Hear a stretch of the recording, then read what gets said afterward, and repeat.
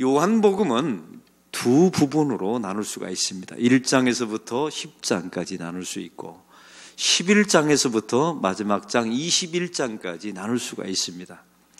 이게 전반부 1장에서부터 10장까지의 내용은 이렇습니다. 예수 그리스도가 메시아임에도 불구하고 배척받을 수밖에 없었던 이유와 과정을 아주 낱낱이 설명하고 있어요.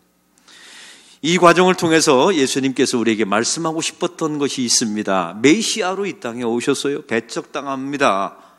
메시아로 인정하지 않는 것이죠. 이걸 보면서 너희가 불가능한 존재임을 이제 알 수 있겠느냐.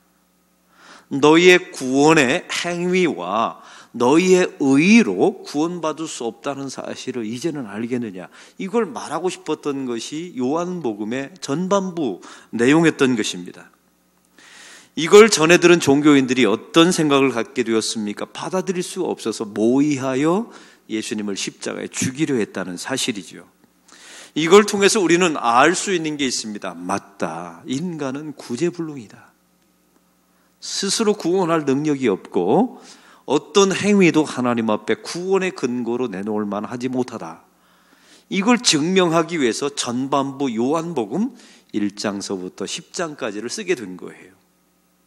그 다음 11장서부터 21장까지는 후반부입니다. 내용은 이렇습니다. 그럼에도 불구하고 이런 존재라는 것을 너희들이 알겠느냐? 그럼에도 불구하고 나는 나의 목숨을 걸고 너희들을 반드시 살려내겠다. 이게 후반부의 내용이에요. 그래서 11장서부터는 죽은 나사로를 살리시는 이야기가 거기서부터 시작되는 거예요. 영적으로 죽은 하나님의 백성들을 어떻게 살려내는지를 보라고 주님께서 보여주고 있는 것입니다. 십자가를 통해서 말이죠. 오늘 성경의 말씀은 바로 그 일부의 마지막 장면이며 절기가 표현되어 있습니다. 오늘 이 마지막 부분에 인간이 자기 노력과 자기 의와 자기 행위로 구원받을 수 없다는 사실, 불가능한 존재임을 증명해내기 위해서 전반부를 썼죠. 그 전반부를 마무리하면서 이제 요약을 하는 겁니다. 우리가 얼마나 구제불능한 사람이었는지를 성경은 이렇게 증명해냅니다. 오늘 본문에 이 본문의 상황이 어느 절기, 어느 때에 쓰여졌는지를 22절은 이렇게 말합니다. 우리 다 같이 22절을 읽겠습니다. 예루살렘의 수전절이 이르니 때는 겨울이라. 여러분, 여기서 수전절은 유대인의 절기 하누카입니다. 이게 뜻은 이렇습니다. 깨끗할 수, 큰 집전 때절입니다. 큰 집을 수리하고 기념하는 날이라는 뜻이에요. 이게 성전을 수리하고 하나님 앞에 봉헌했던 절기가 수전절이었던 것입니다. 배경은 이렇습니다. BC 2세기경에 이 예루살렘, 이스라엘 땅은 시리아 안디오코스 에피파네스에 의해서 점령을 당했어요. 그냥 점령당한 게 아닙니다. 이 하나님의 백성들을 핍박했고 성전을 완벽하게 더럽히고 허물어 버렸어요. 이게 얼마나 비극입니까? 유대인들의 자존심이며 유대인들의 삶의 신앙의 중심이 성전이었는데 이게 이방 민족에 의해서 침탈을 당하고 회파되어지고 더럽혀진 거예요. 그들은 가슴 아파하고 성전의 회복을 위해서 기도했습니다. 참 놀라운 것은 BC 165년에 우리가 아는 마카비라고 하는 유대인의 혁명가가 나타나서 시리아를 쫓아냅니다. 시리아를 쫓아내고 난 후에 성전을 수리하고 깨끗하게 한 후에 하나님 앞에 재봉헌을 하게 되죠. 바로 이것을 기념하기 위해서 세운 절기가 수전절이었던 겁니다. 때는 성탄절 앞뒤에 12월 성탄절 앞뒤에 8일 동안 지냈던 절기였던 거예요. 오늘 말씀의 시작은 수전절이 이르니라고 말씀을 시작하게 되죠. 수전절은 단순한 절기의 의미가 아닙니다. 그러니까 성경에 나와 있는 모든 절기는 다 하나님이 지키라고 하셨어요. 근데 하나님이 이 수전절을 지키라고 한 적은 없습니다. 다시 말하면 인간이 만든 절기라는 말이에요. 요한복음의 내용이 무엇이라고요? 인간의 행위 구원을 기각하고 부정하지 않습니까?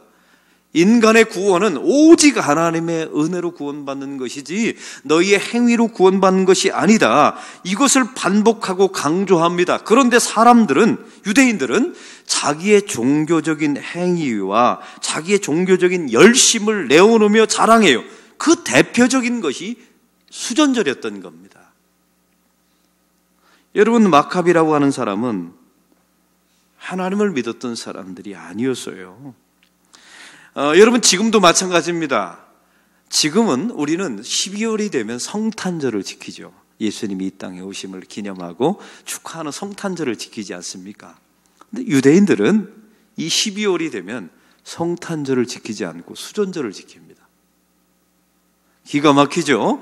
이 땅에 죄를 사하시고 인류를 구원하기 위해서 오신 예수님의 성탄절은 지키지 않고 사람의 노력과 열심으로 성전을, 큰 성전을 다시 수리하고 개조하고 깨끗하게 한 절기인 수전절을 지키고 있단 말이죠. 하나님의 은혜의 예수님은 사라져버리고 인간의 공로와 인간의 열심을 자랑하고 보이는 수전절을 지키는 그때를 성경은 오늘 본문에 말하고 있습니다. 여러분, 기가 막히지 않습니까? 예수님의 태어나신 성탄절은 밀려나가고 그 자리에 수전절이 자리 잡고 있다는 말이에요. 성경을 통해서 예수님께서 말하고 싶은 것은 이렇습니다. 보아라, 이것이 너희의 현실이다. 그러므로 너희의 행위를 가지고 구원받을 수 있다고 여기느냐? 이걸 묻는 겁니다. 그래서 수전절이 이르니, 이렇게 본문이 시작되는 거예요. 여러분, 우리도 마찬가지입니다. 교회 사역을 하면서 하나님 앞에 커다란 일들을 많이 한다고 자부하죠. 그런데 예수님은 밀려나 버리고 예수님의 은혜는 사라져 버리고 인간의 공로와 인간의 열심만 자랑하는 수전절을 지키는 교회가 있지는 않습니까? 오늘 성경은 이걸 우리에게 다시 묻고 있는 거예요. 또 오늘 본문의 장소를 한번 보시기 바랍니다. 이게 어느 장소에서 일어났는지 23절을 다 같이 읽겠습니다. 예수께서 성전한 솔로몬 행각에서 거니시니. 아멘. 여러분, 이 장소가 성전입니다. 아시다시피 성전은 세 번째 성전이 있었어요. 첫 번째 성전은 솔로몬에 의해서 지어진 첫 번째 성전입니다. 이건 크지 않았어요. 2층 높이의 자그마한 규모의 제사 드리기에 적합한 규모의 성전이었습니다. 이 성전이 바벨론에 의해서 아주 망가지게 되죠. 무너지게 되죠. 2차 성전이 스룹바벨 성전이 됩니다. 포로 귀환해서 돌아온 스룹바벨에 의해서 재건된 성전이 2차 성전이었어요. 이 성전도 시리아에서 다 무너지고 망가지고 결국 3차 성전이 서게 되는데, 그게 바로 헤롯 대왕에 의해서 세워진 예수님 당시의 성전이었습니다. 이 성전은 어마어마하게 컸어요. 이 솔로몬의 성전, 그것은 하나님께서 규격과 크기를 다 말씀하셨거든요. 크게 지어라, 멋지게 화려하게 지어라. 하나님이 이렇게 말씀하신 적이 없어요. 규모와 용도에 맞게 적합하게 짓는 치수를 말했어요. 그런데 헤롯 왕은 이걸 10배 이상으로 크게 지어놨어요. 왜냐하면 유대인들의 환심을 사기 위하기 때문이었습니다. 우리가 알다시피 헤롯 대왕은 누구입니까? 이두메인입니다. 이방 사람이에요. 근데 로마 정권에 의해서 팔레스타인 지방에, 예루살렘 지방에 분봉왕으로 지명당한 겁니다. 한번 생각해 보세요. 이방 사람이 와서 이 텃세가 심한 유대인의 땅을 다스리는 것은 너무나 어려운 일이었어요. 그래서 유대인들의 환심을 사기 위해서 성전을 크고 아주 화려하게 지어낸 겁니다. 하나님이 원하시는 성전이 아니었죠. 여러분, 이 말씀을 통해서 우리가 알아야 되는 게 있습니다. 이 예수님께서 이 헤롯 성전을 바라보면서 이렇게 말씀하시죠. 이 성전을 허물라, 내가 사흘 만에 다시 일으키리라. 여기는 두 가지 의미가 있었어요. 첫 번째는 AD 70년에 티투스 장군에 의해서 예루살렘 성전은 완벽하게 무너질 것이라는 예언이었어요. 이건 정말로 실현됩니다. 또 한 가지 의미가 있습니다. 이 성전이는 내 몸이다. 내가 성전이다. 나를 죽여라. 내가 사흘 만에 부활할 것이라는 예수님의 의미였던 겁니다. 다시 말하면 헤롯 성전은 가짜 성전이었던 거예요. 그 진짜 성전은 예수님이었던 것이죠. 오늘 성경은 이걸 말씀하고 있는 거예요. 진짜 성전은 소외당하고 배척당하고 가짜 성전 앞에서 열광하는 너희 자신을 보라는 거예요. 이게 오늘 본문의 이야기입니다. 수전절의 성전에서. 사랑하는 성도 여러분, 우리도 마찬가지 아닙니까? 이 눈에 보이는 가시적인 교회 건물과 숫자와 직분을 놓고 열광합니다. 근데 사실은 엄밀하게 말하면 그 제도는 가짜일 수도 있어요. 하나님의 영광을 위해서 그 안에 예수 그리스도가 사라진 제도, 직분, 교회, 건물은 가짜일 수도 있다는 사실이에요. 사실은 진짜는 그 교회 안에 예수 그리스도이십니다. 할렐루야. 건물 안에 있는 예수 그리스도, 여러분의 직분 안에 있는 예수 그리스도가 진짜예요. 그 진짜 되신 예수님은 소외되고 격리되고 나의 직분만, 나의 건물만, 나의 제도만 숭배하고 열광한다면 그때와 지금과 무슨 다를 바가 있겠습니까? 우리 주님께서 말씀하십니다. 보아라, 이것이 너희들의 현실이다. 진짜 성전이신 예수님은 배척당하고 가짜 성전 앞에서 열광하는 너희를 보아라. 그런 행위를 가지고 구원받을 수 있다고 자신할 수 있느냐? 이걸 묻고 있는 거예요. 여러분, 이런 내용이 계속해서 반복해서 나오고 있습니다. 그리고 또 하나의 장소가 있습니다. 솔로몬 행각에서 한번 따라해 봅시다. 솔로몬 행각에서. 여러분, 이 말씀은 이 솔로몬 행각이라는 장소를 깊이 아셔야 합니다. 바로 이 장소는 성전 맨 끝 마당, 안쪽 마당에 있는 이방인의 뜰 끝쪽에 있는 곳이에요. 다시 쉽게 말하면 성전의 중심이 아니라 맨 변두리에 있는 곳이 솔로몬의 행각입니다. 여러분, 기가 막히지 않습니까? 성전이 예수 그리스도이세요. 성전의 주인은 예수님이십니다. 교회의 머리는 예수 그리스도이신데 그분이 성전 중심에 있지 않고 저 끝에 밀려가 있다는 사실이에요. 이걸 성경은 아주 비유적으로 빗대서 말하고 있는 겁니다. 이 현실을 한번 보라는 거예요. 이런 행위, 이런 걸 가지고 너희들이 구원받기에 합당하다고 여길 수 있느냐? 여러분, 교회도 마찬가지입니다. 교회 안에 수많은 행사가 있죠. 수많은 여전도회, 남선교회, 당회, 재직회, 수많은 사역. 여러분은 얼마나 많은지 몰라요. 다양한 사역들이 우리 앞에 놓여져 있습니다. 그런데 보면 어느 날 정신을 차리고 보면 그 사역의 중심에 자기 자신이 앉아 있고 예수님은 저 끝에 밀려나가 있어요. 사역을 하면서 예수님 생각 한 번도 안 합니다. 예수님은 이 사역에 대해서 어떻게 생각할까 고민하지 않아요. 정말 이게 예수님께서 기뻐하실까? 단 한 번도 생각해 보지 않는다면 이게 기가 막힌 현실입니다. 왜요? 이 성전의 중심에 있어야 될 분은 예수님이신데 예수님이 성전 끝자락에 밀려 있단 말이죠. 그래서 성경은 말하는 겁니다. 이런 현실을 보아라. 그래도 너희에게 가능성이 있다고 생각하느냐? 이걸 계속해서 우리에게 묻고 있는 것입니다. 어디 감히 그런 행위를 가지고 구원의 근거로 내세우느냐? 요한복음은 이걸 계속해서 우리에게 말씀하고 있는 거예요. 그래서 오늘 성경은 결론적으로 22절에 이렇게 말합니다. 제가 읽겠습니다. 수전절이 이르니 때는 무엇이라? 겨울이라. 여러분, 굳이 겨울이라고 성경은 계절을 말합니다. 여러분, 한번 생각해 보세요. 인간의 절기, 성탄절은 사라져버리고 인간의 공로, 마카비 혁명가의 그 공로를 기념하는 수전절을 지키고 있어요. 성탄절은 사라져버리고 가짜 성전 앞에서는 열광하면서 진짜 성전 대신 예수님은 외면당하고 있고 쫓겨다니고 있어요. 우리 인생의 교회 사역의 중심에 예수님이 앉아 계셔야 되는데 예수님은 저 변두리 끝에 밀려가 있어요. 여러분, 이걸 바라보면서 주님께서 말하고 싶은 게 이겁니다. 이게 겨울이라. 그래서 여러분 굳이 겨울을 표현하고 있는 거예요.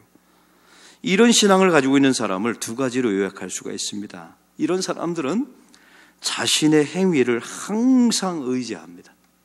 내가 뭘 했습니다. 내가 뭘 했습니다. 당신을 위해서 뭘 했습니다. 나는 그럴 만합니다. 이상한 것은 은혜가 없어요. 그렇게 행위는 많이 하는데, 무엇인가를 열심히 하는데 은혜라는 게 없어요. 자기 의와 자기 자랑만이죠. 또 한 가지, 이것을 내어놓고 하나님께 자기 자신이 원하는 세상의 것을 구하려 듭니다. 이런 사람들 말이에요. 이런 자들을 향하여 예수님께서 단호하게 말합니다. 이때는 겨울이라. 이렇게 말씀하시면서 그 다음 절 26절은 이렇게 말합니다. 다 같이 26절 읽겠습니다. 너희가 내 양이 아님으로 믿지 아니하는도다. 아멘. 여러분, 이 말은 너희는 그런다고 구원받을 수 없다.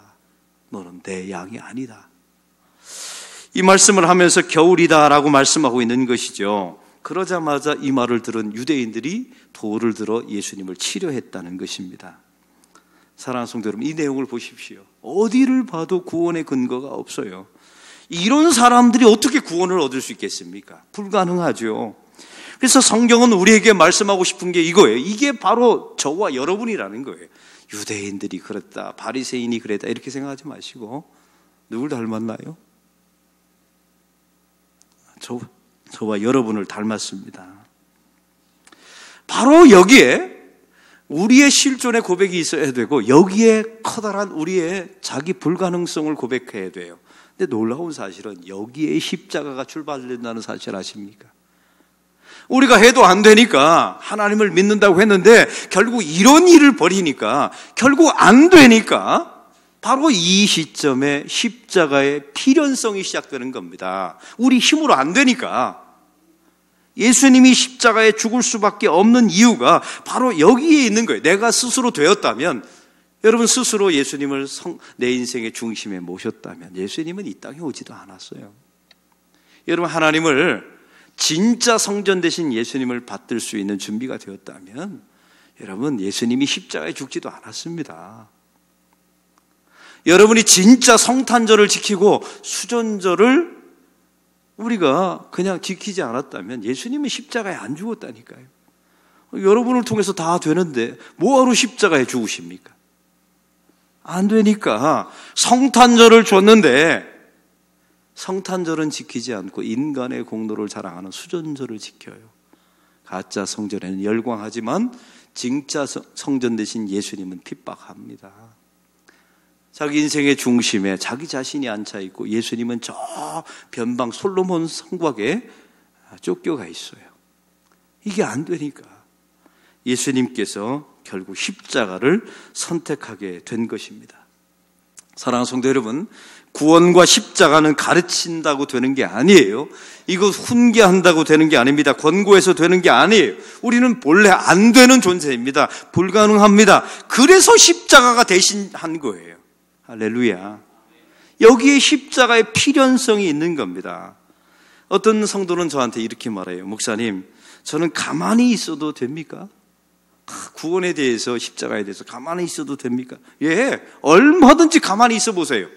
그래도 우리의 공로와 의로 구원받는 것이 아니라 하나님의 은혜로 구원받는 것이기 때문에 가만히 있어도 됩니다. 그래서 한 번은 가만히 있어 볼 필요가 있어요. 여러분, 교회 안에 가장 좀 이상한 분들이 있어요. 항상 뭔가를 해야만 안 되는, 이 강박관념에 쫓겨다니는 교인이 있어요.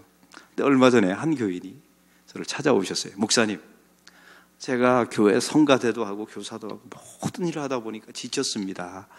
한번 쉬어보면 안 되겠습니까? 근데 불안해 하더라고요. 염려하지 말고 1년간만 쉬어보라고. 두 가지 이유가 있습니다. 여러분, 사역을 쉬어보면 쉼이 또 있고요. 또 한 가지 재충전이 됩니다. 그리고 다시 한번 본질로 돌아가서 은혜가 무엇인가를 알게 돼요. 사실은 불안하죠. 왜냐하면 무엇인가를 해서 내가 하나님의 은혜를 받았다고 지금까지 착각했거든요. 근데 아무 사역도 하지 않고 아무 일도 하지 않는 순간에 불안이 밀려와요. 사실은 이래도 되나? 이래도 하나님의 은혜가 지속될 수 있는가? 아니요, 지속됩니다. 지속되어야 은혜인 거예요. 여러분이 아무 일도 하지 않아도 하나님의 은혜가 유효한 것, 그게 진짜 은혜인 줄로 믿습니다. 그래서 평생 살아가면서 한번 아무 일도 한번 안 해보세요. 왜 얼굴에 확신이 없으세요? 한번 아무 일도 한번 안 해보세요. 그때 하나님의 은혜를 깨달아 보세요. 하나님, 그럼에도 불구하고 당신의 은혜가 유효한 줄을 깨닫게 하심을 감사합니다. 여러분, 가장 못난 사람, 힘든 사람은 누구냐면 가룟유다 같은 사람이에요. 내가 지은 죄를 내가 책임진다, 이런 사람, 제일 골치 아픈 사람입니다. 이런 사람은 자살해버리죠. 차라리 뻔뻔한 사람이 나아요. 이 베드로가 가장 잘한 게 뭐라고요? 뻔뻔해서 끝까지 살아남는 것. 그러니까 예수님이 찾아가시지 않습니까? 그러면서 은혜가 무엇인가를 하나하나 깨닫게 되는 거예요. 우리가 안 되니까, 우리가 하나님의 백성임에도 불구하고 이런 일을 하니까 우리 주님께서 십자가에서 죽으셨습니다. 그 십자가의 능력이 무엇입니까? 이제 우리의 실체를 알게 됩니다. 유대인들은 예수님을 돌로 들어 치려고 했지만 저와 여러분은 이 말씀을 들으면서 하나님 맞습니다. 제가 성탄절은 지키지 않고 수전절을 지켰네요. 이걸 압니다. 아무나 아는 게 아니에요. 십자가의 능력을 덧입은 사람만 아는 거예요. 주님 진짜 대신 성전 대신 예수님은 외면하고 가짜 성전, 가짜 직분, 가짜 교회, 가짜 제도에 열광했군요. 이걸 깨달아갑니다. 십자가의 능력을 힘입은 사람만. 자기 인생의 중심에 자기 자신이 앉아있고 예수님은 솔로몬 성곽에 저 외곽에 밀려있다는 사실을 알아요. 누구만? 십자가의 능력을 덧입은 사람만. 여러분, 이래서 예수님이 십자가에 죽을 수밖에 없었던 거예요. 이런 사람들은 자기의 영적인 실체를 인식합니다. 그리고 철저하게 자기를 부인하죠. 그리고 오직 예수님을 붙듭니다. 아니, 자기 인생에 저 솔로몬 성곽에 밀려있던 예수님을 점점 자기 인생의 중심으로 모시고 와요. 지금까지 그 가짜 성전에 열광했던 자기 자신의 정신을 차리고 진짜 성전 대신 예수님에게 집중합니다. 그리고 나를 위해서 이 땅에 대속의 주로 오셨던 그 성탄의 의미를 다시 생각하고 인간의 공로를 자랑하는 수전절을 혐오하기 시작합니다. 이게 그냥 나타나는 게 아니에요. 십자가의 능력에 덧입힌 사람만 이 일이 나타납니다. 이제 여러분에게 묻습니다. 이런 일이 나타나기 시작하셨나요? 그러면 주님께서 여러분을 위해서 십자가에서 죽으신 능력이 여러분에게 나타나기 시작한 것입니다. 여러분, 예수님은 아까 말씀드렸죠. 솔로몬 성곽에 저 떠밀려 있고 그 중심에는 인본주의만, 사람만 남아 있었죠. 근데 놀라운 사실은 제자들이 십자가 사건 후에 놀랍게 변화됩니다. 사도행전 3장에 보면 베드로가 솔로몬 성곽에 서서 너희들이 유대인들을 향해서 설교합니다. 너희들이 죄 없으신 예수님을 죽였다. 그리고 그 예수가 성경에 예언된 메시아다라는 것을 설교합니다. 생명을 무릅쓰고 설교해요. 그 장소가 솔로몬 성곽이었어요. 이게 우연이 아닙니다. 오늘 본문에 요한복음 전반부를 맞이하면서 수전절이니 겨울이다. 또 오늘 성경의 말씀처럼 가짜 성전 앞에 열광하는 사람들 앞에서 우리 주님께서 너희의 실체를 다 폭로하시죠. 그리고 예수님은 성전 중심에 있어야 되는데 저 솔로몬 성곽에 떠밀려 있노라는 이 영적 현실을 다 보여주세요. 그런데 십자가의 사건 후에 베드로의 인생이 어떻게 바뀐다고요? 예수님은 자기의 중심에 모셔드리고 자기 자신들이 솔로몬 성곽에 갑니다. 이게 중요해요. 예수님은 솔로몬 성곽에 계신 예수님을 다시 인생의 중심에 모시고 그 떠밀려 갔던 솔로몬 성곽에 베드로가 갑니다. 거기서 목숨을 걸고 예수가 메시아다. 너희가 메시아를 죽여놓으라고 설교합니다. 그리고 베드로는 결국 순교합니다. 이게 십자가의 능력입니다. 이게 십자가의 필연성이에요. 이런 능력과 필연성이 여러분의 삶 속에 나타나기를, 반드시 나타나기를 주의 이름으로 축원합니다.